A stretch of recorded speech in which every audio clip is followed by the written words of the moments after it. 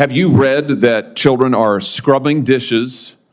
They are operating heavy machinery. They are delivering meals. They are harvesting coffee. They are working construction. They are working as housekeepers. They are working overnight shifts at plants where they are not paid. They are not going to school. They are not cared for. They are not giving meals. Almost all of it illegally. Are you aware of that?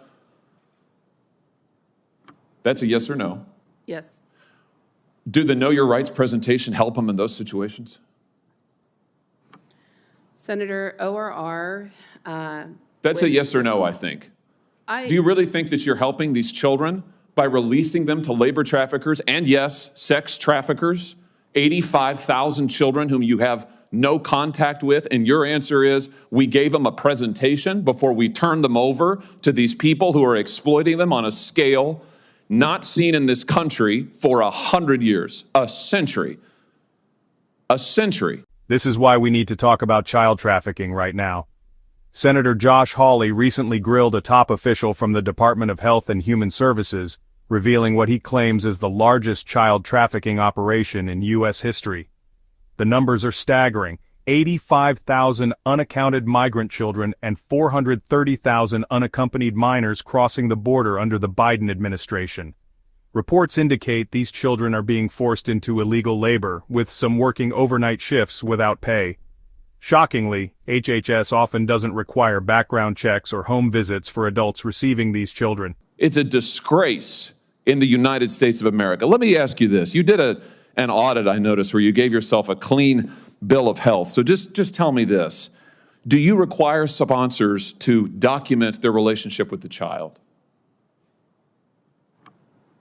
Senator, we have a thorough vetting process. Do you require sponsors to document their relationship with the child? Yes, we go through. No, you do not. You do not. Have you read the Senate's Permanent Subcommittee on Investigations reports on your office? There was one in 2016. There was one in 2018. There was one in 2020. There was one in 2022. Spanning administrations, what they found is you do not require sponsors to document their relationship with the child. You release them anyway. What about background checks? Do you require background checks on all adults in the household? In cases where the child is being released to their parents, we do not require background checks. But Senator, I would Do you really require like background checks on all adults in the household in any case?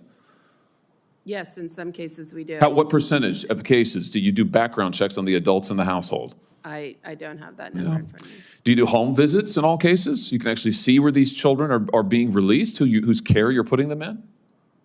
We do not do home visits in all cases. Senator, I'd really like the opportunity to talk about what we are doing. I know what you're doing, and it's incredibly and totally inadequate.